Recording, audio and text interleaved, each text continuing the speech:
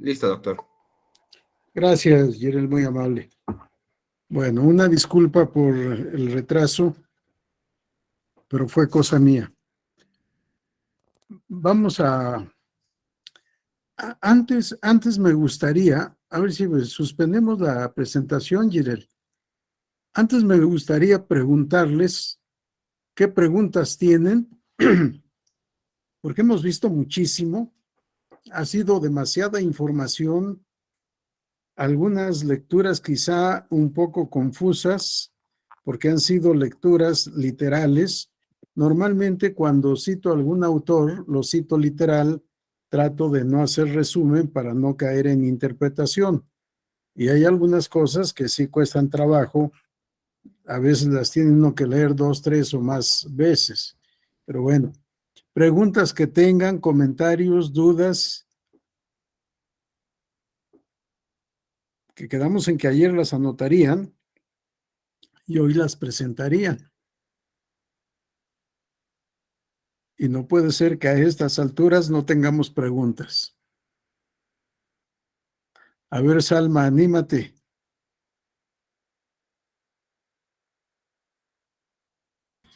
No, doctor, hasta el momento ha sido muy claro con su explicación, me ha quedado muy claro y creo que por eso no he tomado la iniciativa de preguntar algo. ¿De dónde eres, Salma? Bueno, soy de Jalapa, Veracruz, pero actualmente vivo en Campeche. Sí, porque el tono de voz es inconfundible. José Carlos, ¿dudas o preguntas? Yo por el momento, igual, me considero que voy bien. Me ha quedado claro también los conceptos y lo poco que he podido compartir o preguntar, creo que lo he hecho al momento. Estoy bien. Voy a aplicar examen, ¿eh? Ya que somos pocos, pues vamos a ver cómo aprovechamos. Memo, ¿alguna pregunta? Todo bien, profe. Doctor, gracias. Bueno. Genis.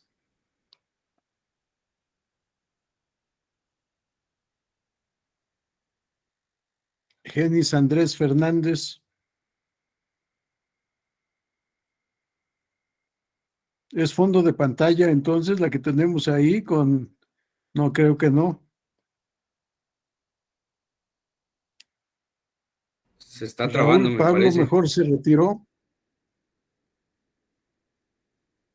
Ninguna pregunta, nadie.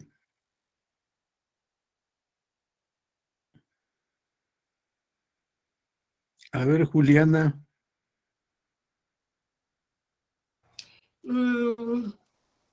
Hola, buenas tardes. Preguntas, Buenas tardes. doctor, de la prueba. Pues solamente tenía bueno, es que tengo una pregunta, pero igual y va más adelante. Quiero saber por qué las pruebas que se ofrecen como adquisición procesal, bueno, que obran como adquisición procesal, las de un desechamiento, o sea, pueden ser muchos asuntos acumulados, y las de un desechamiento no se toman en cuenta como adquisición procesal. Ah, bueno, eso lo van a ver después, pero la adquisición procesal es para el proceso, ¿sí? La acumulación de juicios o recursos no implica que se vuelva un solo juicio con muchos actores. Se dice en el lenguaje común, cada expediente se substancia por cuerda separada. Si no importa que haya acumulación, la acumulación es una institución de orden práctico para poder resolver todos los asuntos similares con una sola sentencia, entre otras razones para que no haya contradicción de criterios, pero es fundamentalmente por economía procesal, ¿sí? Para poder resolver todos juntos y en el mismo sentido. Pero si se desecha alguna de las demandas, el desechamiento es realmente inadmisión de la demanda improcedencia del juicio. Si el desechamiento obedece a la improcedencia notoria del juicio. Si no procede, si no se admite la demanda, todo queda sin efecto. Si se admitiera la demanda y posteriormente se advirtiera que hay una causal de improcedencia, se decreta el sobreseimiento y el sobreseimiento afecta a todo ese juicio. Si el principio de adquisición procesal es para el juicio en el que se ofrecieron las pruebas, no es para otro. A menos de que ofreciéramos un expediente como prueba en otro juicio, y entonces sí pudieran tomarse en consideración. Depende del caso concreto, pero en una acumulación no. Cada juicio se substancia por cuerda separada. Cada juicio sigue su propio destino y va a llegar al mismo final, si todos son similares, va a llegar al mismo final y se resolverán todos con una sola sentencia, pero cada uno con sus propias pruebas. Si no, no hay confusión, no hay acumulación de juicios, ni hay acumulación de pruebas. Ok, muchas gracias. Sí, lo que nos decía ayer de la obligación de la carga de la prueba, ¿no? Exactamente, eso es individual, es por cada actor, por cada demandado en el caso de excepciones.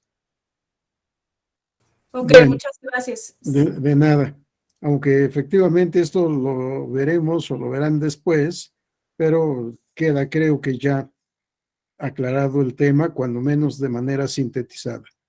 Bien, nadie más, nada más. Acuérdense que estamos viendo solo aspectos generales. Ahora sí vamos a compartir la presentación, Jirel, por favor.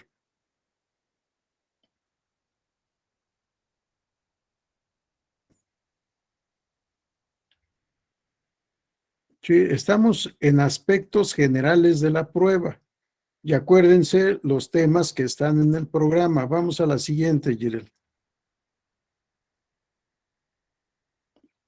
Lo que nos habían propuesto en la anterior, lo que nos habían propuesto como aspectos generales es verdad y proceso judicial, ya hicimos las aclaraciones, carga de la prueba, si sigue siendo una noción válida, por supuesto que sí.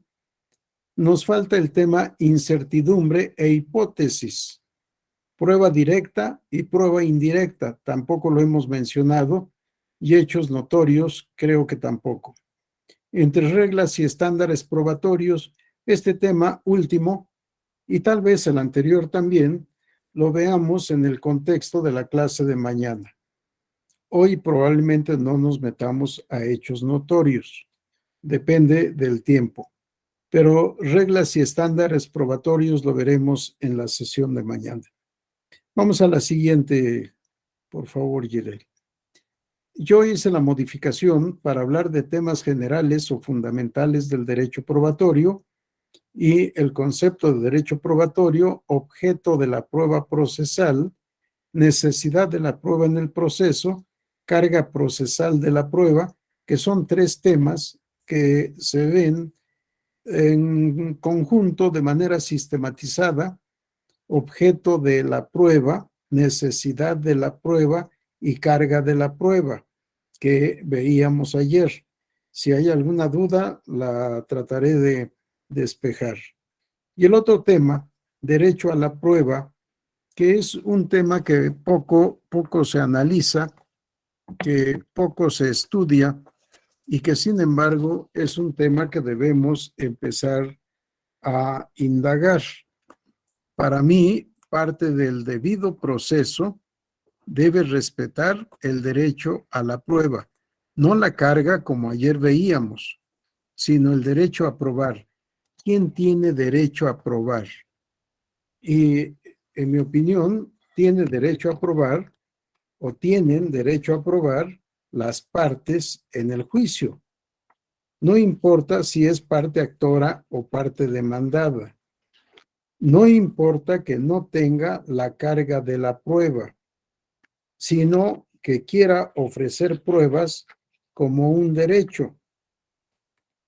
Y esto lo deduzco fundamentalmente de la materia penal, pero de lo dispuesto en el artículo 20 de la Constitución. En el artículo 20 de los principios, establece, artículo 20 de la Constitución, el proceso penal será acusatorio y oral. Se regirá por los principios de publicidad, contradicción, concentración, continuidad e inmediación.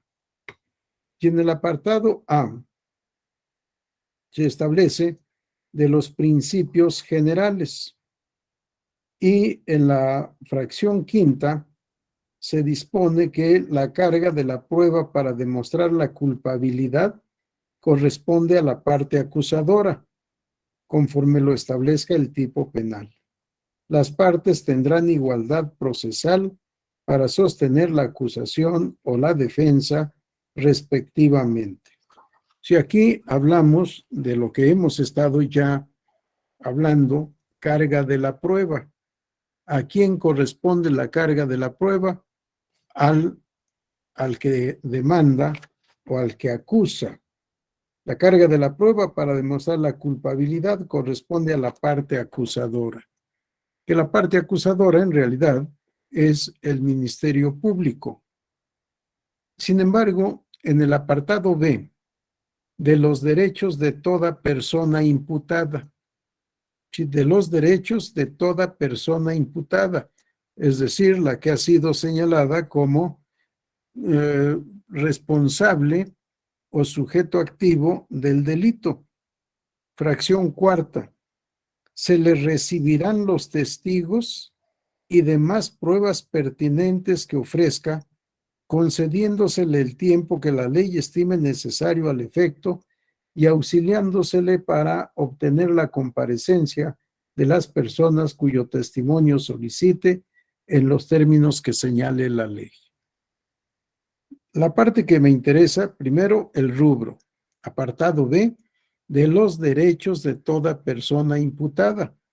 Fracción cuarta, se le recibirán los testigos y demás pruebas pertinentes que ofrezca. Si no tiene carga de la prueba, el que debe demostrar es la parte acusadora. Sin embargo, como un derecho constitucional, tiene la parte acusada, la parte procesada, derecho a ofrecer pruebas. Y esto a mí me ha llevado a concluir que en todo juicio, en todo proceso, las partes tienen derecho a ofrecer pruebas.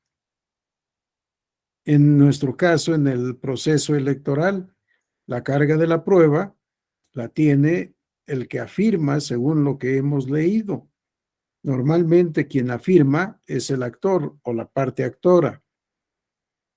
Pero también en las excepciones, la parte demandada o responsable, al oponer excepción, tiene que demostrar los hechos constitutivos de esa excepción.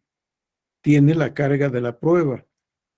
Pero con independencia de que tengan o no la carga, pueden ofrecer las pruebas que quieran. Sí, siempre, por supuesto, que estén vinculadas a los hechos objeto de controversia.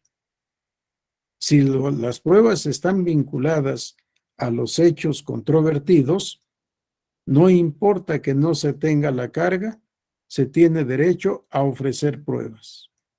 Sea actor, responsable, tercero interesado o coadyuvante. De ahí que yo agregue a estos temas derecho a la prueba. ¿Alguna pregunta o comentario? Adelante, Sujei. Hola, doctor. Buenas tardes. Buenas tardes a Buenas todos. tardes. Bueno, el día de ayer sí tuve algunos inconvenientes para poder participar, pero ahorita que comenzábamos la clase y que justamente nos mencionaba esta parte del derecho a la prueba, a mí también se me vino a la mente la cuestión del proceso penal, ¿no? Que es muchas veces en donde más se maneja esta figura de la defensa como un derecho para el imputado. pero también justamente en esta última parte que nos mencionaba, de que, bueno, en cualquier juicio, en cualquier litigio, o en el caso de la materia penal, el imputado o la persona demandada puede ofrecer pruebas, también se me vino a la mente que la verdad es que no recuerdo en qué año fue tal reforma, porque honestamente no recuerdo en este momento, pero yo sí recuerdo que en la facultad nos hacían mucho hincapié que hace algún tiempo hicieron esta reforma para que solamente licenciados en Derecho pudieran defender a un acusado, ¿no? ¿Por qué? Porque evidentemente no cualquier persona puede ofrecer pruebas en tiempo y forma. Hace tiempo, bueno, de acuerdo a lo que muchas personas nos platicaban, ya fuera catedráticos u otros compañeros que ya tuvieran más experiencia en el ámbito de litigio, pues sí nos mencionaban que hace tiempo, por ejemplo, en la materia penal, cualquier persona te podía defender, ¿no? Cualquier persona que se presentara como tu defensa, pues, pues ya te la hacían válida, pero eso obviamente implicaba algunos fallos en el proceso y muchas veces la deficiencia de ofrecer pruebas quizá o de que tu juicio fuera, ¿cómo decirlo? Que fuera a tu favor, ¿no? Muchas veces esta falta de conocimiento tal vez por tu defensa, pues lo único que provocaba era o que te quedaras en la cárcel o perder alguna demanda. Y pues sí, o sea, esta parte del derecho a la prueba sí me parece interesante porque yo creo que con base a las pruebas muchas veces podemos ganar o perder y algunas veces el ofrecerlas de mala forma, aunque sean válidas, porque puede suceder que tengamos una prueba súper buena y que nos apoye, pero si las ofrecemos o sea, en mala forma, pues de nada nos va a servir que la prueba sea tan maravillosa si no tenemos como que como esta seguridad, vamos a decirlo, de ofrecerlas, ¿no? Y bueno, esto era lo que se me venía a la mente y también creo que es y también la otra cosa que se me vino a la mente justo fue que hace poquito pues la Defensoría en materia electoral se amplió, ¿no? Que ya no solamente es para pueblos indígenas, sino ya para cualquier persona que tenga este acercamiento con problemas en materia electoral. Y también fue este otro punto que se me vino a la mente. Gracias. Gracias, Sujei. Mañana a las 11 voy a dar una plática sobre esta Defensoría Pública. Así que los que quieran, mañana nos podemos ver a las 11 de la mañana en el programa Conferencias del Profesorado de la EGE. Y ahí podemos platicar de estos temas.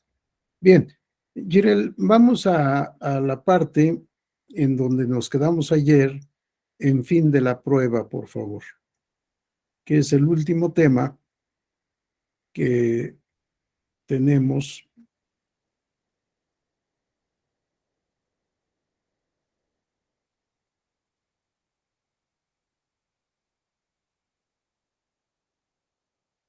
Ahí nos quedamos. Ya habíamos dado lectura a estos apartados. Fin de la prueba.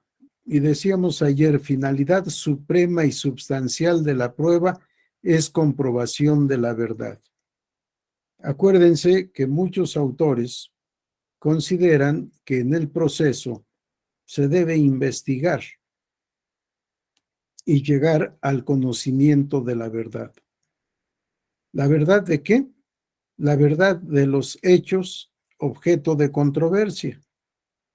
La prueba en general, nos dice Nicola Framarino, la prueba en general es la relación concreta entre la verdad y el espíritu humano.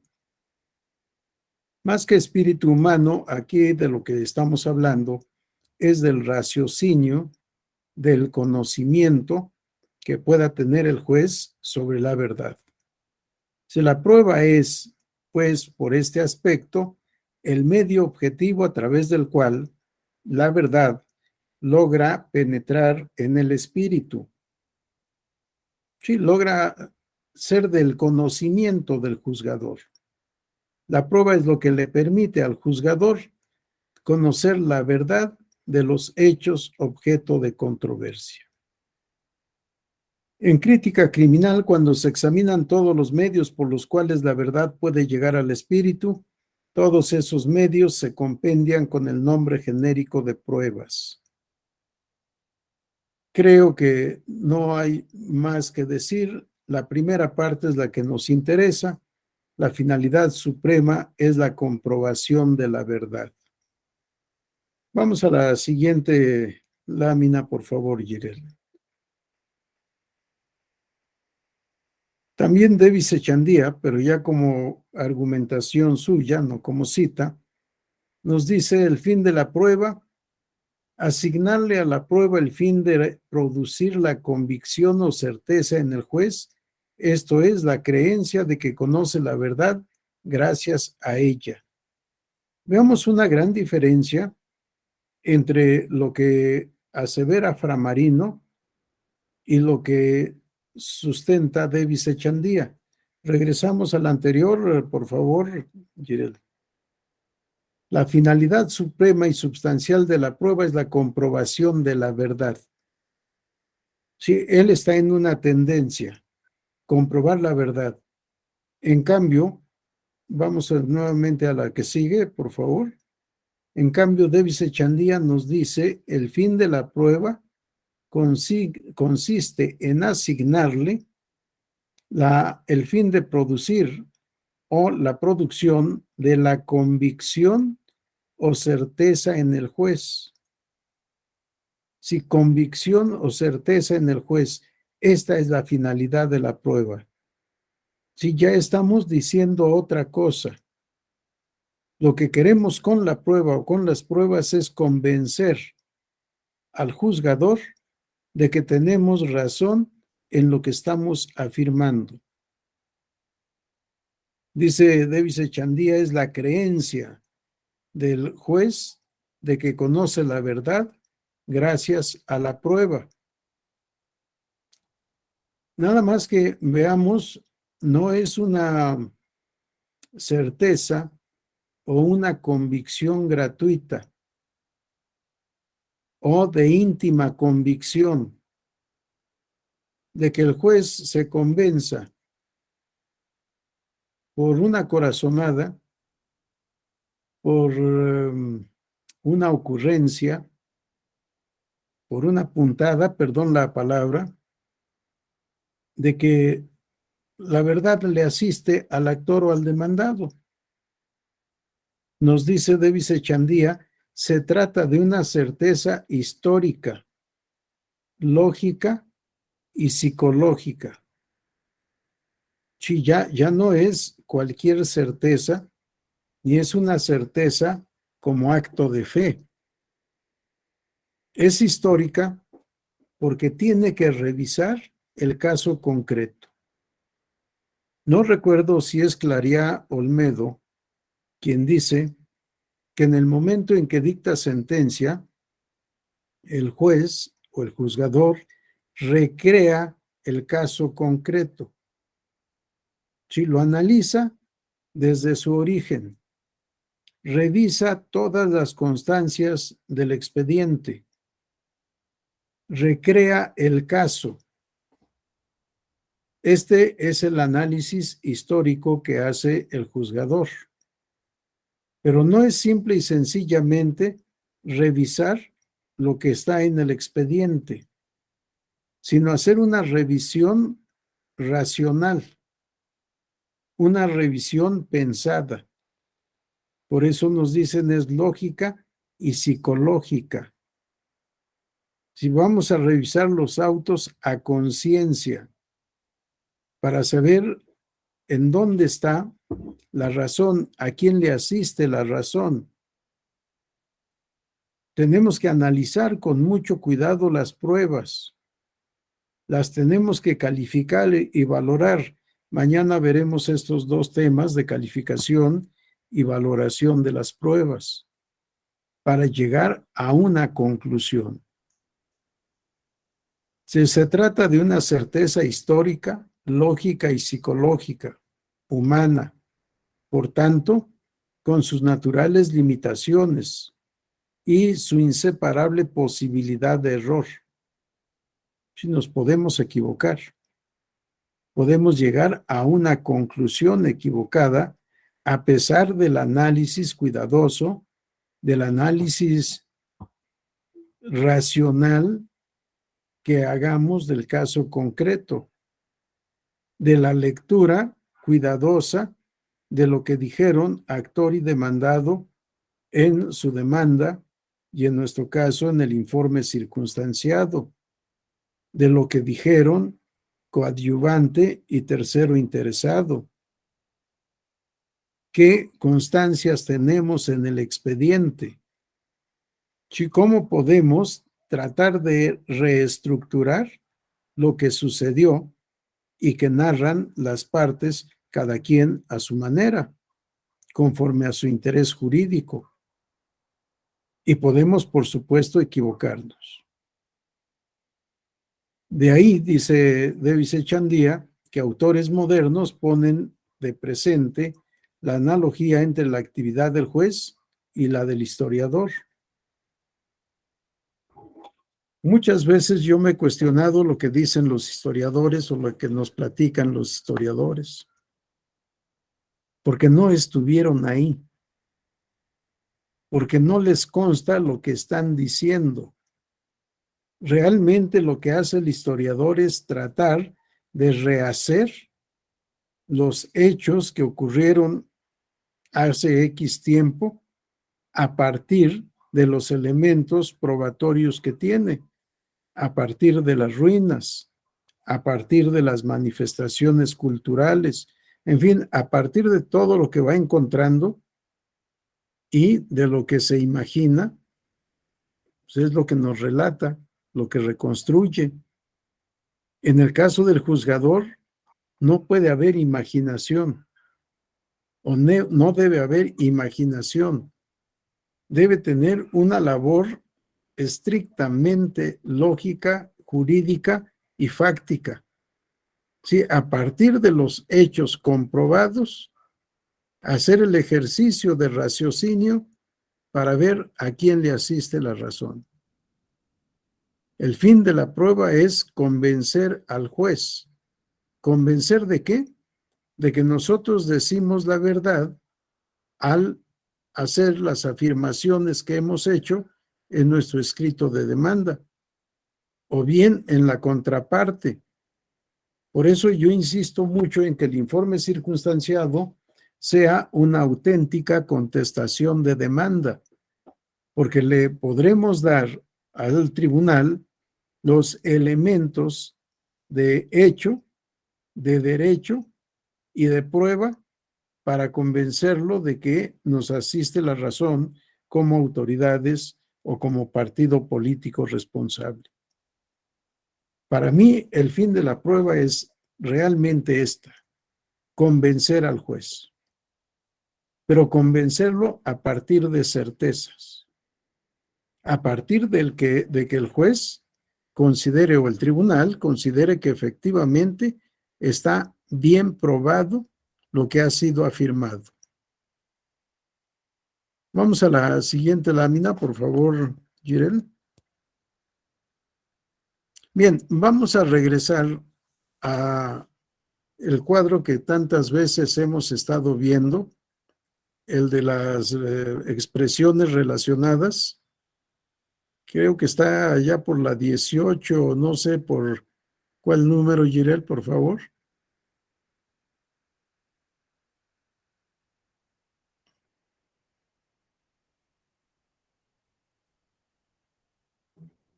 Ahí, ¿en qué número quedó, Jirel? En la 11. En la 11, gracias. Decimos conceptos relacionados. Litigio. Controversia de intereses de trascendencia jurídica caracterizada por la pretensión de una parte y la resistencia de la otra. ¿En dónde está la pretensión de la parte actora? En su demanda. ¿Pero qué debe hacer la actora en su demanda? Debe narrar hechos de manera clara, de manera sucinta y de manera completa. Pero también tiene que citar el fundamento jurídico de su pretensión y tiene que citar el fundamento jurídico de su argumentación. Decíamos ayer, debe expresar conceptos de agravio. Sufrí agravio por este acto, por esta resolución o por este procedimiento. El agravio fue ocasionado por la indebida aplicación de las normas jurídicas aplicadas o por inaplicación de las que debieron ser aplicadas. Sí, al igual que decimos en un acto de autoridad que debe estar debidamente fundada y motivada, o fundado y motivado, así también toda demanda debe estar debidamente fundada y motivada. Hechos concretos, claros, específicos, argumentos jurídicos para decirle al tribunal me asiste la razón y elementos de convicción, pruebas para acreditar los hechos narrados en nuestra demanda. Pero también la autoridad responsable, partido político responsable o cualquiera que pueda asumir la calidad de responsable en el proceso electoral. Tiene que referirse a los hechos. Debe narrar hechos, no está previsto en la ley. Y debe de argumentar o contraargumentar. Debe argumentar para poder demostrar o cuando menos sustentar la legalidad, constitucionalidad e incluso convencionalidad del acto controvertido. No importa qué es lo que nos pida la Ley General del Sistema de Medios de Impugnación en materia electoral, porque el legislador con toda precisión estableció que el informe circunstanciado contendrá al menos, y nos dice cuál es el mínimo de contenido que debe tener el informe circunstanciado. Pero de ninguna manera está prohibido argumentar para contrarrestar, para contradecir lo que ha aducido o argumentado el actor. No está imposibilitado de manifestar los hechos según su apreciación. Y aquí no podemos decir que la autoridad solo puede hacer lo que le está expresamente atribuido o facultado. No, porque estamos en un juicio en donde se debe respetar el principio de igualdad procesal y todo lo que pueda hacer el actor debe tener derecho a hacer el demandado o responsable por el principio de igualdad procesal.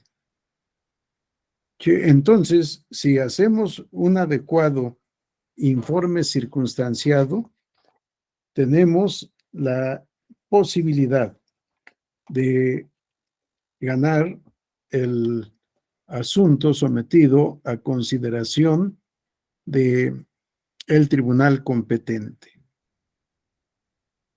Esto, tómenlo si están en algún instituto, algún tribunal, como una propuesta, como un consejo, si se me permite, porque es importante para poder mantener la validez y legalidad del acto controvertido. ¿Qué es lo que generamos en el momento en que constituimos el litigio? Sí, porque tenemos tesis de jurisprudencia en el sentido de que el litigio se integra con la demanda y el acto, resolución o procedimiento impugnado. Así lo escribí también en mi libro, atendiendo lo sustentado en esta tesis de jurisprudencia. Sin embargo, considero que no es suficiente.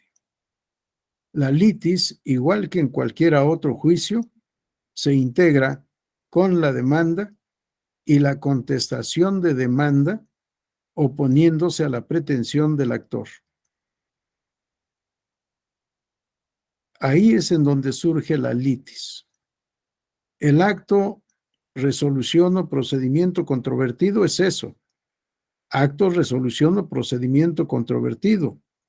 Por supuesto, debe estar debidamente fundado y motivado para que se pueda sostener por sí mismo como un acto legal, constitucional e incluso convencional, que fue emitido adecuadamente por la responsable. Pero si no fuera así, habrá que en el informe circunstanciado defender todos estos aspectos y señalar en su caso por qué razón no todo se dijo en el acto controvertido. Bien, tenemos entonces el litigio con la demanda, con el informe circunstanciado y el acto, resolución o procedimiento impugnado. Además, en el escrito de demanda y con el escrito de informe circunstanciado, debemos ofrecer y, en su caso, aportar las pruebas que consideremos que demostrarán la veracidad de lo que estamos afirmando. Demostrarán que como actor nos asiste la razón y que se debe revocar, anular o cuando menos modificar el acto que motiva la controversia. Y como responsable, tener la certeza de que con lo que hemos dicho y aportado como pruebas, el tribunal confirmará la validez del acto controvertido. Sin embargo, ¿qué pasa con el juzgador? ¿Qué pasa con el tribunal cuando tiene ya el expediente integrado enviado por la responsable? Están los hechos y las argumentaciones del actor. Están los hechos y las argumentaciones del responsable. Están las pruebas de uno y otro. Ya está integrado nuestro expediente. ¿Qué generará en el juzgador todo lo que está en el expediente?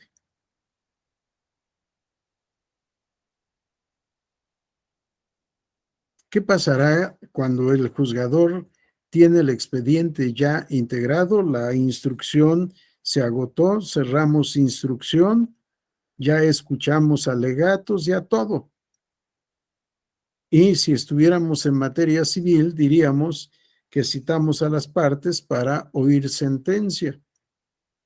¿Qué es lo que sucede realmente cuando se publica la convocatoria para la siguiente sesión pública y la lista de los asuntos que se van a presentar en esa sesión pública para su resolución, que es una auténtica citación para escuchar sentencia, porque la sentencia la dicta el tribunal en la sesión pública? Lo que se lleva por escrito es un proyecto de sentencia. Si ese proyecto de sentencia es aceptado por los demás integrantes del colegiado, se vuelve sentencia. Pero si no es aceptado, es discutido y es observado, pues probablemente el ponente acepte las observaciones y lleve a cabo el engrose.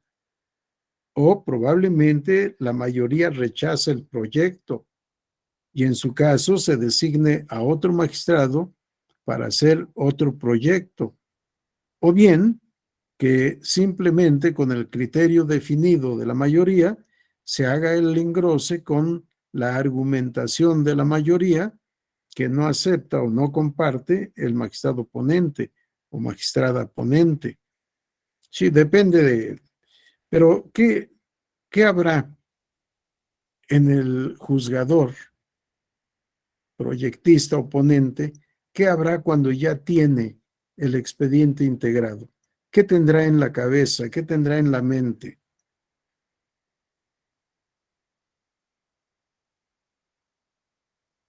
Anímense a adivinar o a tener una idea, sobre todo los que coadyuvan con magistrados o consejeros. Adelante, Sujei. Pues bueno, a mí lo que se me viene ahorita a la mente, bueno, perdón si se escucha un poco de ruido, pero es que los vecinos están con un poco de música. Adelante.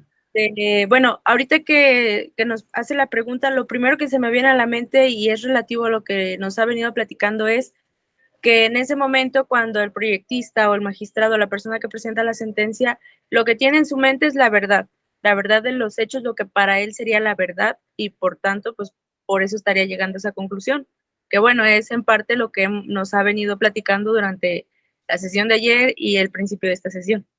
Sí, pero antes de llegar a esa convicción, ¿qué tendrá? ¿Qué habrá antes de la convicción? Adelante, Juliana. Bueno, si también nos fijamos un poco en su, ay, perdón, ya me adelanté. Si nos fijamos un poco en su cuadro que nos está presentando, es que antes de llegar a esa parte de la convicción, tendrá una hipótesis. Gracias, Sujei. Adelante, Juliana. Pues yo creo que tiene ya la litis integrada, ¿no?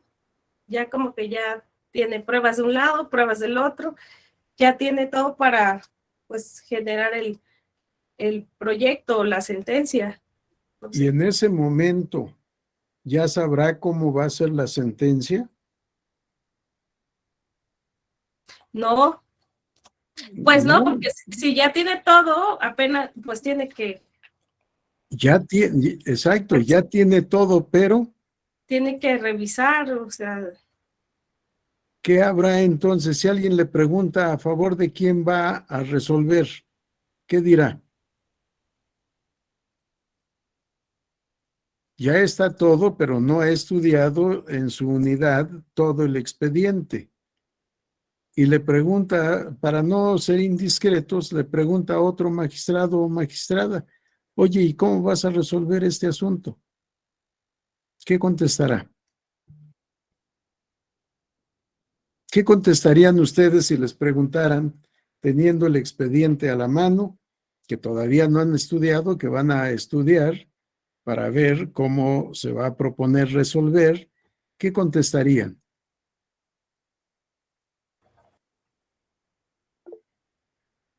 Alfredo, adelante. Sí, gracias, doctor. Buenas noches. Buenas Pues noches. así a bote pronto la pregunta, pues contestaría, resolvería en favor de quien haya acreditado con pruebas su pretensión, sin decir a favor de quién. Nada más eso es lo que yo contestaría. Correcto. Sí, ya tenemos un punto de vista. ¿Quién más quiere decir algo? Adelante, Sujei. En otra respuesta creo que rápida sería que resolvería conforme a derecho. Sí, claro, por supuesto. Siempre tenemos que... A ver, Salma. Espérame, ahorita espérame. Tendría la incertidumbre, ¿no? La Sí. falta de seguridad Sí, de que como todavía no lo ha estudiado bien, tiene que estudiarlo bien para llegar bien a la determinación de todo el expediente, ¿no? Apenas va a estudiarlo, todavía tiene la incertidumbre de que, bueno, sí tienen unas pruebas aquí, tienen unas pruebas allá, pero aún así me falta estudiarlo, ¿no? Ver la verdad. sí. Yo creo, adelante, Alfredo.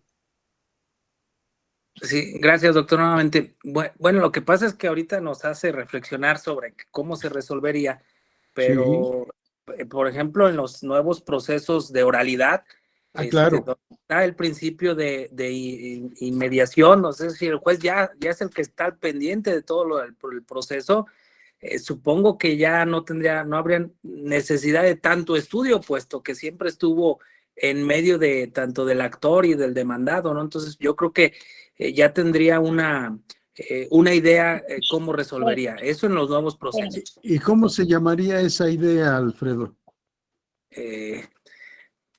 Híjole, ahora sí ya me la complicó, doctor. No, es que efectivamente, si vamos al juicio oral, va a cambiar quizá mucho a si estamos ante un juicio escrito. Sí, pero si a mí me preguntaran, ¿cómo vas a resolver? Le diría, no sé. Sí, y puedo confesarles, o creo que ya les dije, no hubo un solo caso en el que yo votara sin haber analizado el expediente. Si todos los expedientes fueron objeto de estudio en mi ponencia para poder votar a favor o en contra de un proyecto. Pero lo primero que tenemos es incertidumbre. Si estamos ante un juicio oral, a ver, Reina, creo que tu micrófono está abierto. Perdón, Bueno. maestro, perdón. No te preocupes. Pero luego así conoce uno cosas de las que no se debe uno enterar. Bueno, sí puede, en un sistema escrito, lo que podríamos tener es incertidumbre. Sí, no sabemos. En un proceso oral, tal vez, como dice Alfredo, por el principio de inmediatez, todo el mundo dice inmediación, yo digo inmediatez, por el principio de inmediatez, ya tengo un norte. Pero ese norte, ¿cómo se llama? ¿Será la certeza, doctor? No, es una hipótesis. Salma, perdón, no sé si me adelanté. Sí, No, iba a comentar que la convicción, ¿no? Sí, todavía no. ¿No? Okay. Estamos en la hipótesis. He estado pendiente de todo el proceso. Para mí, que le asiste la razón a A. Es mi hipótesis. Ahora, tengo que estudiar, tengo que valorar las pruebas, porque aquí es la parte que nos falta. La inmediación, es cierto, hemos estado pendientes de todo, pero nos falta el elemento importante del análisis racional de la unidad, la calificación y la valoración de los elementos probatorios. Adelante, Sujei. Bueno, aquí en esto, como nos decía el compañero Alfredo, ya que estamos en estos 5 minutos de reflexión, se me viene a la mente algo y esto es como pregunta y respuesta al mismo tiempo, porque no sé si la palabra o el concepto al cual me voy a referir sea lo mismo que sentencia. Y se me viene a la mente la palabra fallo. No sé si esto tenga algo que ver ahorita con...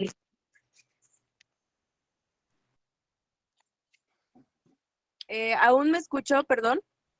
Sí, perdimos el audio hasta, bueno, ya no me acuerdo cuál fue la última palabra que dijiste, pero fallo y sentencia sí es lo mismo. Sí, es ok. lo mismo. Entonces está errónea mi conclusión, entonces hasta ahí mejor prefiero seguir reflexionando porque sí, yo tampoco no encuentro hasta ahorita cuál es el punto al que nos está llevando. Gracias. Sí, decía yo, a la hipótesis que he estado pendiente de todo, o es un juicio oral, he estado presente en todas las actuaciones, conozco el caso, tengo ya una idea casi firme o una idea firme de cómo voy a resolver. Pero para poder constatar que esta idea es adecuada, es acertada, necesito estudiar toda la unidad, pero sobre todo la unidad probatoria, todas las pruebas. Y probablemente me haga falta alguna prueba que alguna de las partes no quiso o no pudo aportar, o que ninguna de las partes tenía a su disposición, o que no consideraron que fuera necesaria. Y aquí es en donde entramos como juzgador a las diligencias para mejor proveer. Si tengo una hipótesis, pero analizo el todo y algo me falta. O bien, tengo la hipótesis, analizo el todo y compruebo que mi hipótesis es correcta. O puedo llegar a la conclusión distinta. ¿Sí? En el sistema escrito hablamos de una incertidumbre porque no sé hacia dónde vamos a orientar la decisión jurisdiccional. Pero si ya he leído todo, tengo conocimiento de todo, o estamos en un juicio oral y he estado en todas las actuaciones, ya tengo una hipótesis, ya tengo la idea formada, racional y fácticamente, jurídicamente, de cómo voy a resolver. Sin embargo, no puedo quedarme solo con esta opinión que me he generado en el transcurso de todo el proceso.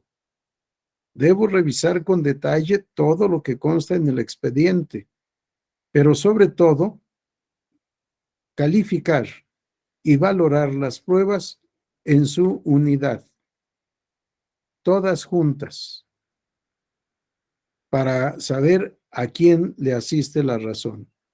Y ahí está en donde preguntaba Sujei lo del principio de adquisición, o no me acuerdo si fue Sujei o Salma o alguien más, el principio de adquisición procesal. ¿Fue Juliana? Correcto. Sí, el principio de adquisición procesal, porque las pruebas no son de quien las ofreció y aportó. Las pruebas son del proceso, según el principio de adquisición procesal, y son para el juzgador. Las pruebas no son para la contraparte. Las pruebas son para el juzgador. Y el juzgador, al tener el total de pruebas, las tiene que analizar en su conjunto, calificarlas y valorarlas. Y en ese momento estará comprobando su hipótesis o llegando a una conclusión distinta a la idea que se había formado antes de este análisis unitario. Por eso hablamos de incertidumbre, de hipótesis y de certeza o convicción. Lo que se busca es que esta convicción sea coincidente con la verdad, que efectivamente corresponda a la verdad de los hechos. Acuérdense que decíamos ayer, siempre que hablamos de hechos jurídicos, de hechos cuya trascendencia es la generación de consecuencias jurídicas. ¿Sí? Estamos convencidos de que lo que estamos concluyendo es coincidente con la verdad. Aunque ahora se ha desvirtuado por varias razones la expresión verdad histórica, esto es lo que se pretende alcanzar, la verdad histórica. Es decir, que la verdad formal, la verdad legal a la que llegamos tras este análisis del litigio, el análisis y valoración de las pruebas, que esta verdad legal o verdad formal es coincidente con la verdad histórica.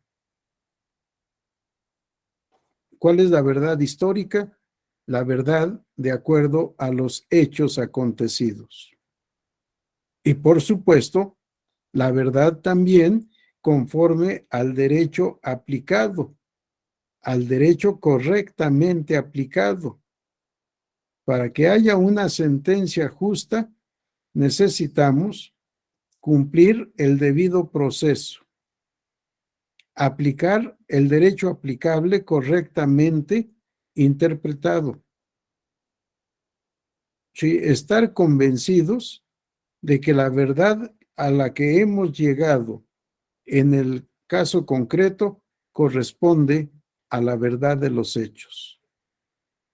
Vamos a regresar, Jirel, por favor, a la lámina que se refiere a la verdad, que está casi al principio.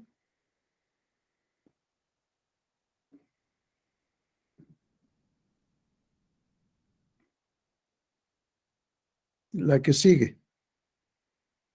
No, hacia adelante.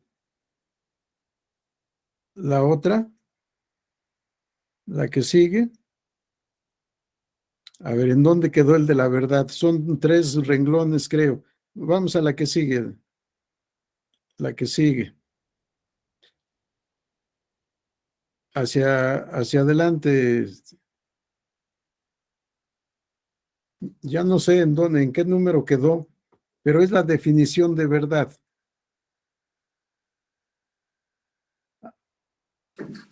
Aquí Doctor, está, perdón. Era la siguiente, perdón. Sí, verdad, conformidad de las cosas con el concepto que de ellas forma la mente. Sí, a la conclusión que llegamos en el expediente, en el caso concreto, que es la verdad legal o verdad formal, lo que queremos es que sea coincidente con los hechos tal como sucedieron. Verdad histórica y verdad formal. Verdad histórica, lo que realmente sucedió. Verdad formal, la convicción que se forma el juzgador al analizar y resolver el caso concreto. Lo ideal es que verdad histórica y verdad legal sean una misma.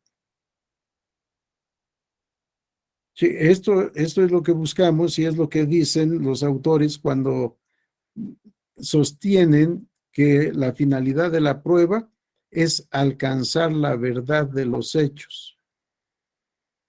Podemos equivocarnos, y ya lo habíamos leído en alguna de las citas. Podemos equivocarnos por una indebida apreciación. Podemos equivocarnos porque nos hayan inducido a error, porque alguna de las partes haya actuado antijurídicamente y haya elaborado pruebas para demostrar que le asiste la razón sin que las cosas sean así. Sí, siempre correremos el riesgo porque el conocimiento de un asunto, el dictado de una sentencia, la admisión de las pruebas, la calificación de las pruebas y su valoración son actos humanos. Y como seres humanos podemos equivocarnos, podemos cometer error. Pero nadie está exento de esta posibilidad. Lo que tenemos que hacer es un trabajo profesional, un trabajo ético, un trabajo en el que hayamos invertido tiempo, inteligencia, estudio, raciocinio, todo, para poder llegar a una sentencia que sea una sentencia plenamente admisible por los demás. Claro, el que pierda, pues nunca va a admitir lo que diga el juez sentenciador. El que gane, probablemente diga, claro, no le quedaba otra, si me asiste la razón y probé todo. No le quedaba más que dictar la sentencia que dictó. Si el mérito jamás será del juzgador, o será de el buen litigante que asesoró al que ganó, o será consecuencia de la corrupción y de la ignorancia del juez, pero el mérito jamás será para el juez. Pero bueno, eso es parte de la realidad. ¿Alguna pregunta, comentario, duda? Adelante, Alfredo. Sí, gracias, doctor, nuevamente. Haciendo una nuevamente una reflexión a los comentarios que usted nos ha compartido. Entonces, lo acaba de decir, pero quisiera que me lo sintetizara o de alguna manera me confirmara. Entonces, la verdad histórica no necesariamente tiene que ser la verdad legal, y entiendo yo la verdad legal aquellas sentencias que ya han causado ejecutoria, ¿sí? Entonces, la verdad legal es la verdad que ya es inamovible, ya no admite ningún recurso, pero no siempre tiene que ir en congruencia con la verdad histórica. ¿Es esto correcto, doctor? Bueno, yo solo cambiaría una expresión a lo que dices, Alfredo. ¿Sí? La verdad legal siempre debe ir conforme a la verdad histórica, o siempre debería ir conforme a la verdad histórica. Desafortunadamente, no siempre es así. Por errores humanos, no quiero hablar de corrupción ni de ignorancia, porque desafortunadamente tenemos juzgadores ignorantes. Llegan al cargo o por lo que sea, pero no por méritos profesionales y personales propios. Y entonces, esto lo vemos desafortunadamente en la práctica. ¿Cuántas veces tenemos que impugnar acuerdos que están mal dictados? ¿O cuántas veces tenemos que requerir al juez que asuma su responsabilidad como juzgador y que dirija realmente las diligencias? En fin, sí, pero verdad histórica y verdad formal deberían de ser siempre una misma. No siempre es así. Desafortunadamente, no siempre resulta de esa manera. Y vean, tenemos ejemplos muy importantes en asuntos penales. Y ahora volvemos mucho a esta historia de los buenos y malos oradores. Creo que en el reciente caso de Murillo Karam, algo leí que el juez llamó la atención, dijo el periodista, regañó a los abogados de la fiscalía porque no conocían el caso. Sí, puede ser. ¿Cuántas veces el juez no está preparado para el caso particular? ¿O cuántas veces el abogado no está profesionalmente preparado para la defensa que pretende hacer? Y por culpa del abogado se pierden asuntos que bien se pudieran ganar. Son casos en donde la verdad histórica y la verdad legal no coinciden. Si revisamos esta historia, les decía, del derecho procesal penal, hay casos famosos que defendió Querido Moeno, un abogado extraordinario y un orador extraordinario. ¿Cuántas veces convenció al jurado de la inocencia de su cliente, a pesar de que efectivamente había cometido el delito? Si no mal recuerdo, un caso famosísimo fue el de Nidia Camargo, que privó de la vida a su cónyuge o a su pareja, no recuerdo exactamente si estaban casados o no, y sin embargo convenció el Querido Moeno al jurado y al juez de que no era culpable del homicidio que había cometido. No le quedaba alternativa por la vida de sufrimientos que le hacía pasar su pareja. Sí, o bien simplemente lo que ahora se denomina la cadena de custodia. Las pruebas no se resguardan con el cuidado que debe ser y se pierden elementos para poder sancionar a alguien o declarar culpable a alguien de una conducta. Sí, mucho pasa en la materia penal pero pasa también en nuestra materia electoral. En la elección creo que fue la elección extraordinaria de Puebla. ¿Sí? ¿Cuántos hechos vimos que pudieron conducir a la declaración de nulidad de la elección? Y finalmente no se declaró la nulidad.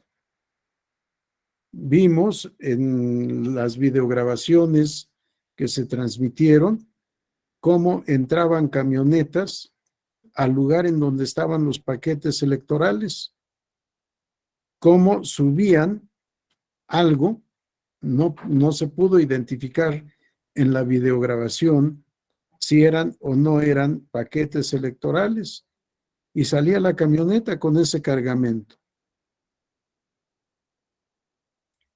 Se llevó a cabo un nuevo escrutinio y cómputo total, pero finalmente no se declaró la nulidad de la elección. ¿Debía haberse declarado la nulidad? Cuando hice el estudio del caso, en mi opinión, sí procedía. En decisión de la sala no procedió la declaración de nulidad. Sí, y aquí es en donde nos encontramos muchos temas de valoración de pruebas o de descalificación de las pruebas. Si no han sido debidamente guardados los elementos probatorios, quizá resulten inútiles para el efecto probatorio que se quiere. Si la verdad legal y la verdad histórica no siempre van a coincidir. Ojalá siempre coincidieran. Todas las sentencias serían justas. No digo que las sentencias que no coincidan sean injustas, porque los tribunales no tienen alternativa. Tienen que resolver de acuerdo a lo alegado y probado en juicio, lo leíamos ayer. El juez debe juzgar, debe sentenciar secundum allegata et probata, según lo alegado y probado en juicio. Si puede ser una sentencia, una pieza extraordinaria de estudio jurídico, pero puede no coincidir con la verdad histórica. Y los principios de certeza y seguridad jurídica nos llevan a la conclusión de que siempre debemos resolver según lo alegado y probado en juicio. De lo contrario, estaríamos dando a los tribunales, a los juzgadores, la libertad de resolver según su libre convicción, y no habría más incertidumbre, más ausencia de certeza jurídica y de seguridad jurídica que dejar que los juzgadores resuelvan a su libre arbitrio. Entonces, ¿de qué serviría todo un proceso? ¿De qué serviría el debido proceso? Sí, de nada. Que el juez resuelva según su convicción libre. Si no, debemos tener limitantes por certeza y seguridad jurídica. Y esas limitantes son los conceptos de agravio, los hechos narrados, las pruebas ofrecidas, aportadas y desahogadas en juicio. Calificadas y valoradas, por supuesto, por el juzgador. En fin, Alfredo, tocaste un tema sumamente complejo, un tema nada fácil y que solo se puede resolver realmente en la conciencia de los litigantes, porque son los únicos que saben lo que realmente sucedió. Si litigantes son actor y demandado, los sujetos en litigio, ¿cómo narraron los hechos y cómo probaron? Pues actuando de buena fe, de acuerdo a esa verdad histórica. Pero no sabemos, no podemos saber si esto así es o no es, si es coincidente o no. Los dejaré quizá con más preocupaciones, con más dudas y preguntas que las que pueda resolver, pero la realidad es así. Bien, vamos a la última parte. Si no hay otras intervenciones, vamos a la última parte de la sesión de hoy. ¿Me ayudas, Jirel, si vamos hasta donde estábamos en materia de diapositivas? Aquí, gracias. Tenemos una clasificación enunciada en nuestro programa. Pruebas directas e indirectas. Tal vez en la materia de derecho probatorio haya tantas diferencias, tantos puntos de vista diferentes que todavía no nos permiten sustentar una unidad de pensamiento, una unidad de criterio. Pruebas directas e indirectas. Y aquí vamos a encontrar una gran separación en el pensamiento de los estudiosos de la materia, que me ha llevado a mí a elaborar estas dos láminas. Clasificación de las pruebas en directas e indirectas con relación al hecho a probar y clasificación de las pruebas en directas e indirectas con relación al juzgador. Vamos a la otra lámina, Yerel, por favor, similar a esta. Está más adelante. Adelante. Ahí. Vean esta otra propuesta. Clasificación de las pruebas en directas o inmediatas y pruebas indirectas o mediatas con relación al juzgador. Porque esto nos va a llevar a conceptos diferentes de lo que es la prueba directa y de lo que es la prueba indirecta. Regresamos a donde estábamos, Jirel. Sí, vamos a primero a ver la posición teórica de esta clasificación de acuerdo al hecho a probar. Vamos a la siguiente lámina, Jirel. Michele Tarufo, en su libro La prueba de los hechos, nos dice prueba directa. La prueba podrá definirse como directa o indirecta en función de la relación que se dé entre el hecho a probar y el objeto de prueba, o mejor, entre los hechos que son afirmados en las dos enunciaciones.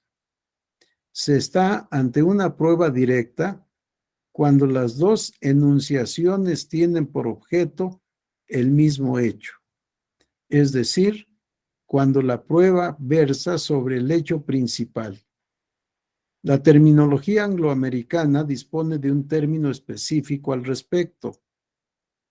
Se denomina material a la prueba que tiene por objeto el hecho jurídicamente relevante. Por tanto, es prueba directa aquella que versa directamente sobre el hecho a probar. Sí, es prueba directa aquella que versa directamente sobre el hecho a probar. Vamos a la siguiente lámina, Jirel. Luego regresamos a esta.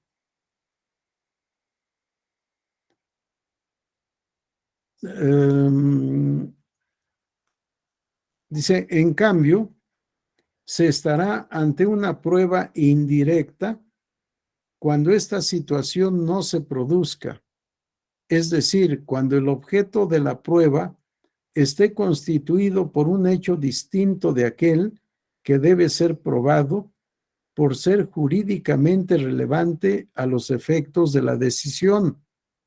La prueba opera como premisa de una inferencia que tiene como conclusión el enunciado sobre el hecho a probar. Esto es, la prueba demuestra un hecho secundario que sirve para establecer, mediante un razonamiento inferencial, la verdad del hecho principal.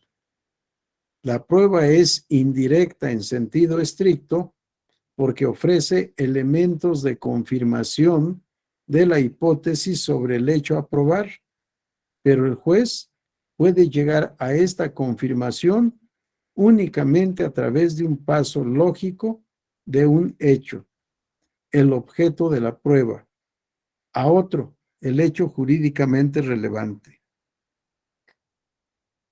Sé que la redacción no es sencilla, la argumentación no es fácil.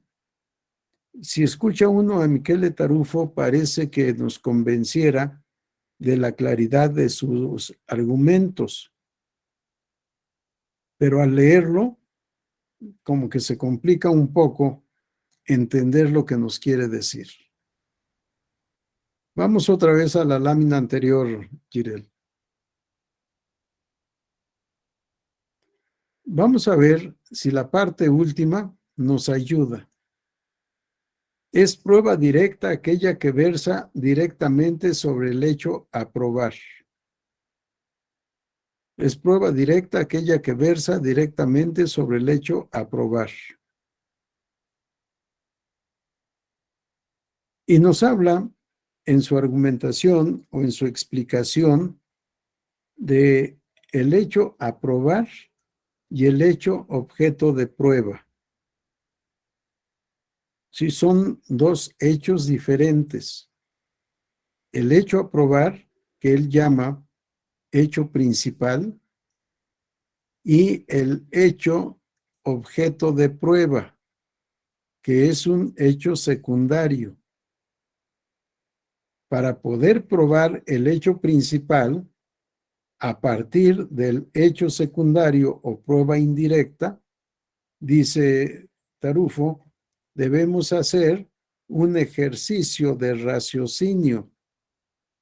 Tenemos que hacer una inferencia a partir del hecho probado con el hecho a probar.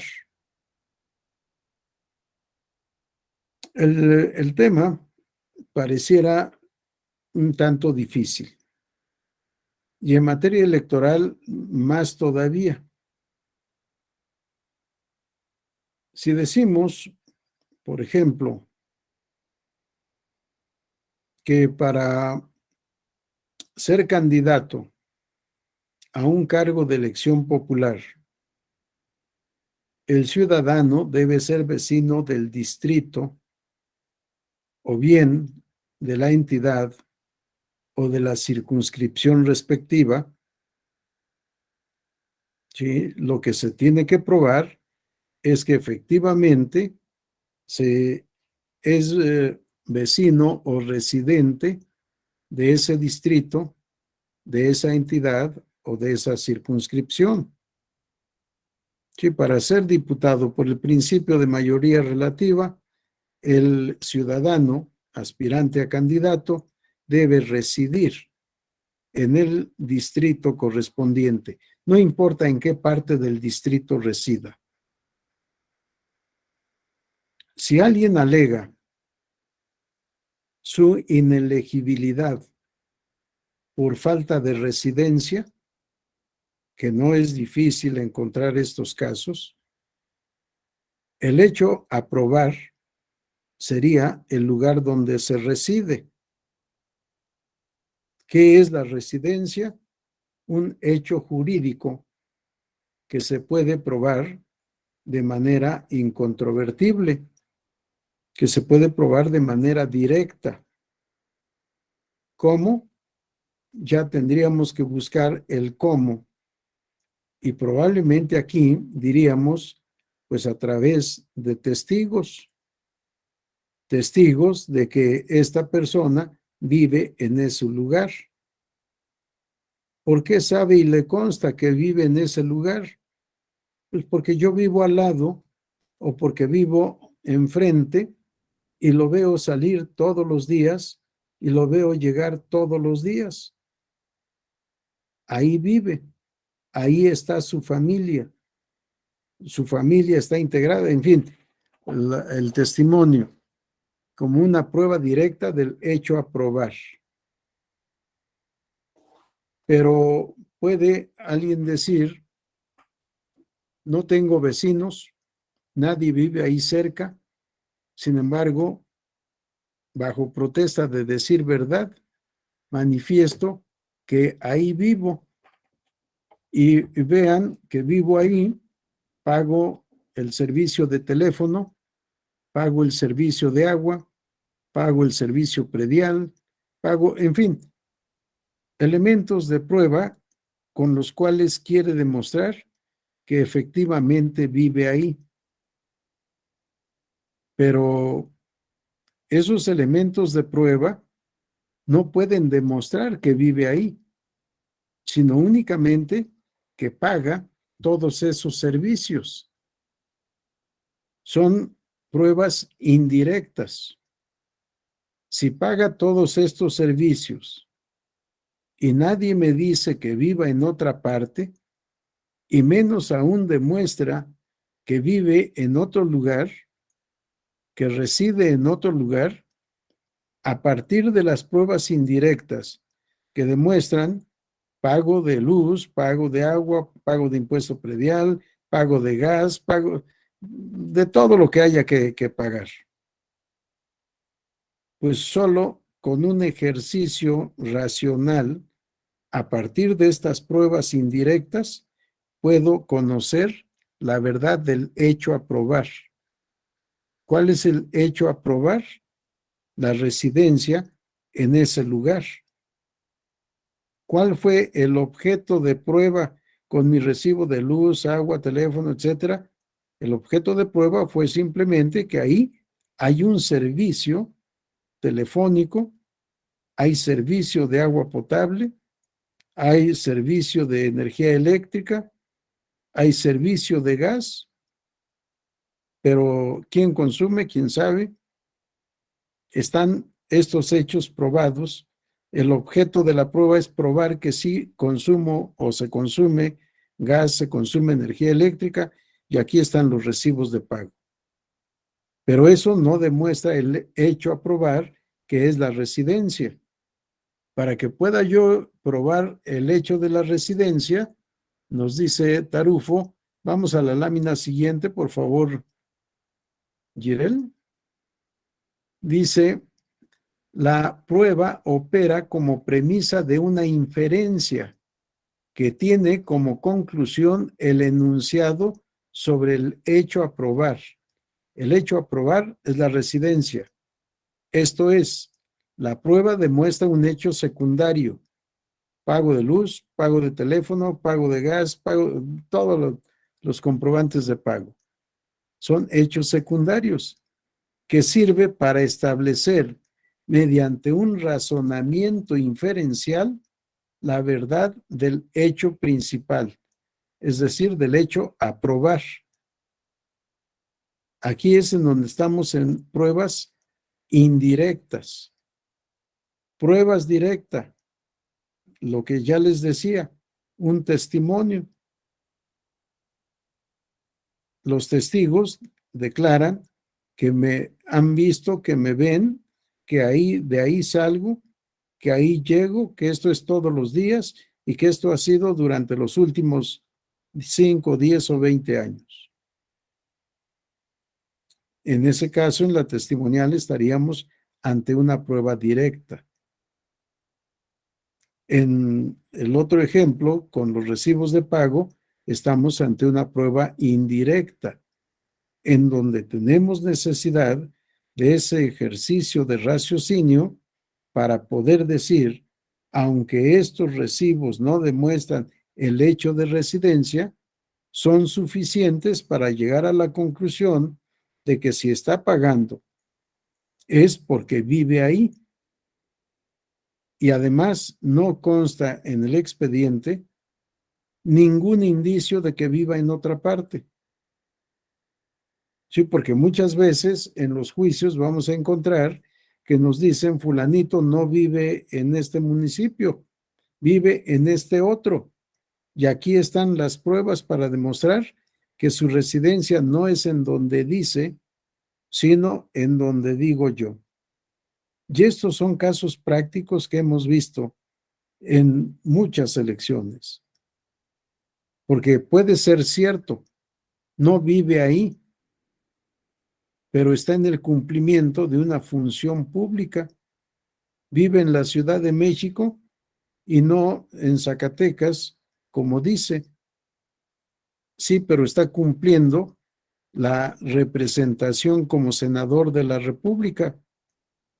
Y entonces, de acuerdo a la ley, aunque no viva en ese lugar que se le exige legalmente para considerarlo elegible, aunque no viva en ese lugar, no ha perdido ni domicilio ni vecindad, porque está en el cumplimiento de una función pública. Está como representante del Estado ante la Cámara de Senadores. Y está acreditado que es senador o senadora y que asiste a las sesiones del Senado. Sí, depende de qué es lo que queramos probar y con qué queramos probar. Pero en esta tesis, la prueba directa es la comprobación de veracidad del hecho a probar, del hecho objeto de controversia, del hecho principal. Si el hecho principal se comprueba con hechos accesorios, estamos ante pruebas indirectas y no pruebas directas. Llegamos a la prueba del hecho principal, del hecho en controversia, a partir de raciocinio y de concatenación de pruebas que comprueban otros hechos y no el que está sometido a prueba, que en nuestro ejemplo es la residencia. No sé si logre explicar lo que con palabras un poco complejas nos dice Tarufo o no. ¿Si queda claro cuáles son las pruebas directas y cuáles las pruebas indirectas? Bien, espero que sea verdad. Sí, vamos ahora a otro punto de vista. Seguimos a la otra diapositiva. Gracias. La clasificación, la misma.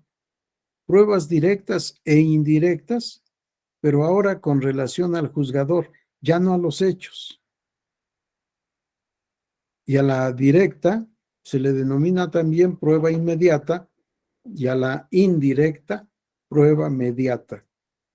Y aquí vamos a encontrar el cambio total del panorama. Estamos ante otro punto de referencia, ya no en cuanto al hecho a probar, ya no en cuanto al hecho objeto de controversia, sino ahora en cuanto al ente cognoscente, en cuanto al juzgador. Vamos a la siguiente lámina, por favor, Girel. Prueba directa, nos dice Davis Echandía. La prueba es directa e inmediata, debería de ser o, directa o inmediata, y así es como lo tiene en páginas anteriores, pero aquí al explicar usó la palabra que equivale a I. No, pero no es directa e inmediata, sino directa o inmediata. Dice, la prueba es directa o inmediata cuando existe identidad o unificación entre el hecho probado con la percepción del juez y el hecho objeto de la prueba. Sí, hecho probado, hecho objeto de la prueba, percepción del juez. Y la explicación, el juez llega así al conocimiento del hecho por probar de manera directa o inmediata mediante su percepción del mismo. Existe en la actividad del juez un cierto grado de razonamiento inductivo que le permite conocer qué es lo que está percibiendo e identifica lo percibido por él con lo que se trata de probar. Pero sin duda alguna, la función predominante es de simple percepción mediante los sentidos del juez. ¿Cuáles son estos sentidos? En términos generales. No uso la otra palabra porque les daría la respuesta. ¿Cuáles son estos sentidos? Bueno, pues serían la vista, el olfato, el tacto y eso, ¿no? Sí, sí, por eso les El dije oído. que no les iba a decir la otra palabra porque les diría la respuesta por los órganos de los sentidos. Sí, el sentido del gusto, del olfato, del oído, de la vista, del tacto, que son los 5 sentidos que tenemos los seres humanos. Pero no es suficiente, sino también la actividad psicológica, el razonamiento. Por eso nos dice Davis Echandía, la prueba es directa e inmediata o inmediata cuando existe identidad o unificación entre el hecho probado con la percepción del juez y el hecho objeto de la prueba. El juez llega así al conocimiento del hecho por probar de manera directa o inmediata, mediante su percepción del mismo. Existe en la actividad del juez un cierto grado de razonamiento inductivo que le permite conocer qué es lo que está percibiendo e identifica lo percibido por él con lo que se trata de probar. Pero sin duda alguna la función predominante es de simple percepción mediante los sentidos del juez.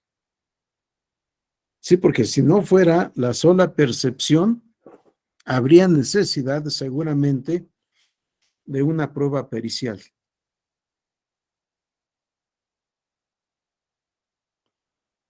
Un ejemplo, no me acuerdo en dónde lo leí o en dónde lo escuché.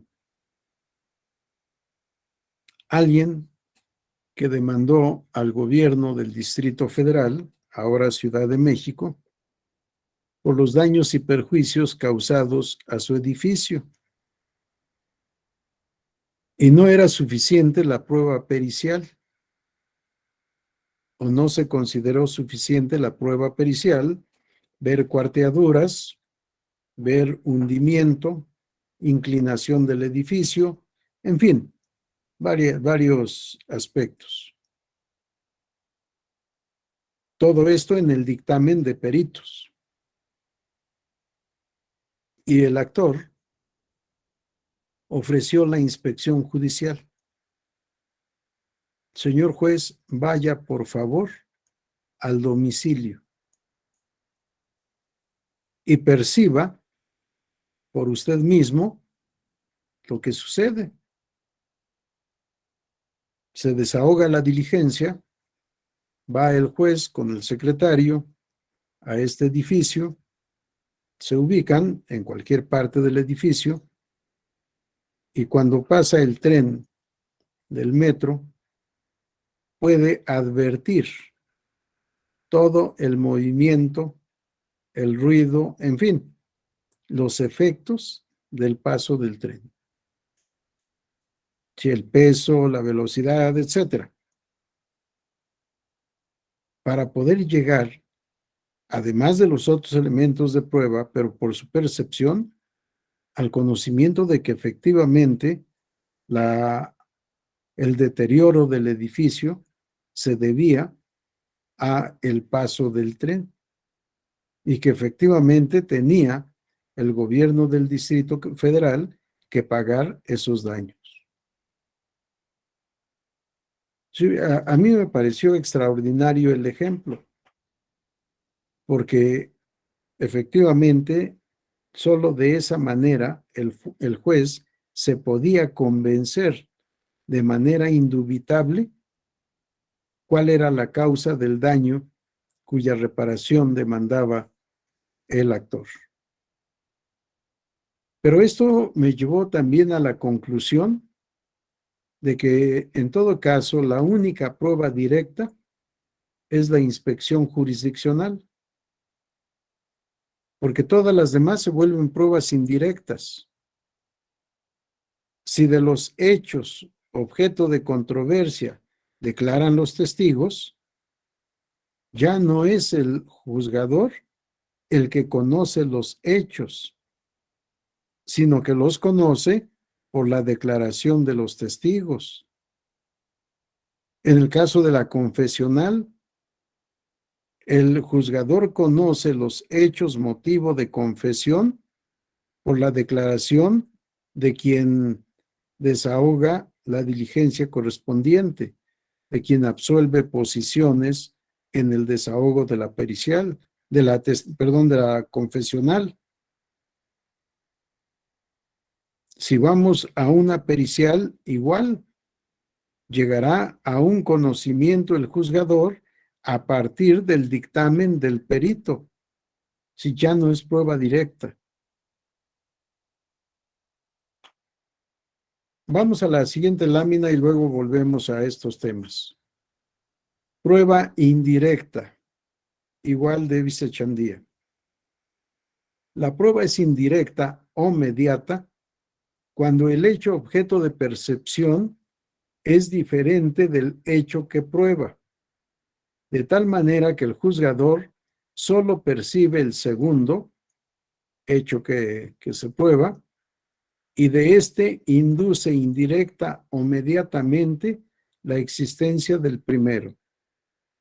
En este sentido, son pruebas indirectas la confesión, los testimonios, los dictámenes de peritos, los documentos e indicios, pues el juez solo percibe la narración de la parte o el testigo, la relación del perito, el escrito o los hechos indiciarios, y de esa percepción induce la existencia o inexistencia del hecho por probar. Si la única prueba directa sería la inspección jurisdiccional, siempre que esta inspección o esta diligencia la desahogue el propio juzgador, porque si el juzgador habilita, designa u ordena a otro servidor público que lleve a cabo la diligencia de inspección jurisdiccional, ya no es prueba directa, porque no es el juzgador el que va a percibir esos hechos o esas circunstancias, sino que será por conducto de alguno de los auxiliares, un actuario, un secretario, a quien haya comisionado, pero no tendrá conocimiento de manera directa de los hechos que motivan la controversia, sino por conducto de otros. ¿Dudas, preguntas, comentarios? Sujei, adelante. Sí, doctor, yo sí tengo una pregunta. Bueno, aquí, por ejemplo, en la definición de prueba indirecta, sí nos hace mención a los documentos e indicios, pero mi pregunta sería en este caso, ¿las documentales públicas no cuentan como una prueba directa, tomando en cuenta que pues muchas veces se hace esta distinción entre una documental pública y una documental privada? Y que algunas veces pues las documentales públicas están hechas por personas que tienen pues una fe pública o digamos ¿cómo decirlo? Como una certeza jurídica dentro de sus funciones, vamos a decirlo así. Entonces me queda esa duda y no sé, si fuera uno, ¿por qué no? Muy bien, pareces examinadora, José. Sí, ¿por qué sí? Si no, ¿por qué no? Pero es lo correcto. Sí, no hace diferencia Echandía y no es necesario hacer diferencia. Cualquier documento tiene esta naturaleza jurídica desde este punto de vista. ¿Por qué? porque el hecho jurídico no lo conoce el tribunal o el juzgador por sí mismo, sino mediante el instrumento que es documento, con independencia de que sea documento público o privado. Para que fuera de su conocimiento directo, tendría que haber estado en el acto de otorgamiento o de celebración del acto jurídico y elaboración del documento respectivo. Sí, Sí, es no, que sí, se me está olvidando una pequeña parte, yo creo que es parte importante, que en estas dos diferenciaciones que estamos haciendo ahorita es en relación al juzgador. sí, Yo creo que mi pregunta quizá, o bueno, como que esta duda que tengo es tal vez en la anterior, que no, que va, digamos, relacionada a los hechos. Yo creo que es la pequeña parte que se me pasó, porque ahorita que lo está mencionando, pues sí, es cierto que tal vez para el juzgador, que es la parte que estamos hablando ahorita, no es directa porque no estuvo presente al momento de la elaboración del documento. Pero sí, ya me quedó claro. Gracias, doctor. de nada. Regresamos a la otra lámina, Jirel, a la anterior.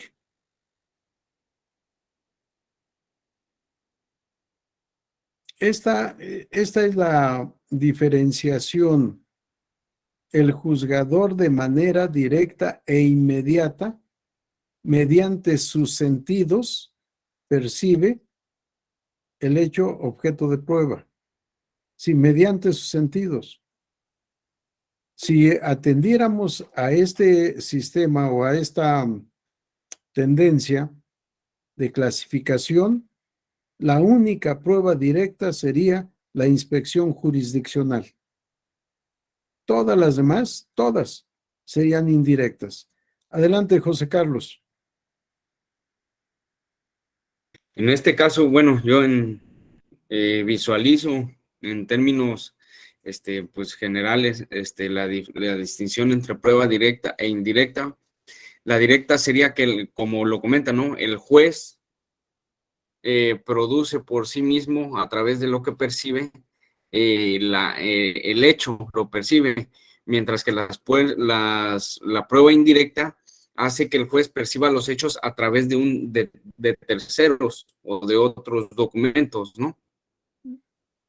De un elemento subjetivo u objetivo, es decir, de una cosa o de una persona.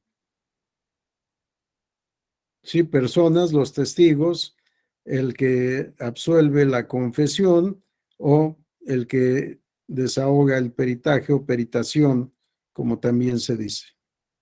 Sí, efectivamente. Ahora, esta última tendencia, que a mí me parece correcta, y es la que yo he postulado siempre siguiendo a estos autores, actualmente no es la que se acepta en la Suprema Corte de Justicia de la Nación.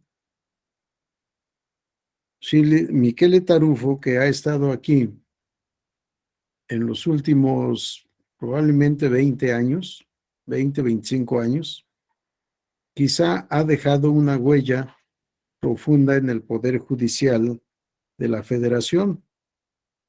Y en el Poder Judicial, sobre todo en la Corte, se sigue la distinción que hace Tarufo entre prueba directa e indirecta.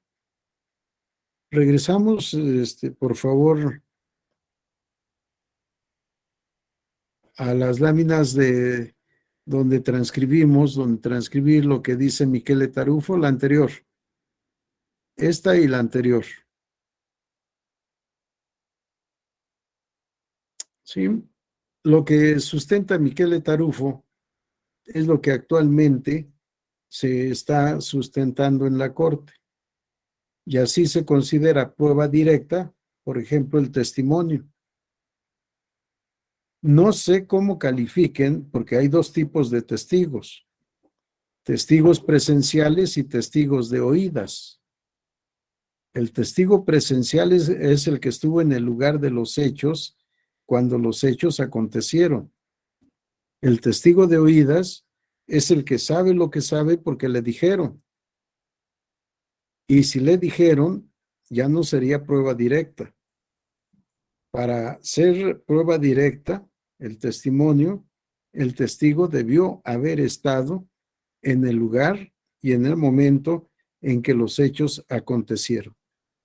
Sería la única forma de aceptar que el testimonio es prueba directa. La prueba confesional quizás sea más fácil de aceptar. Confesión de hechos propios. Por tanto, le consta, sabe y le consta porque él estuvo en la realización de esos hechos y participó en su realización.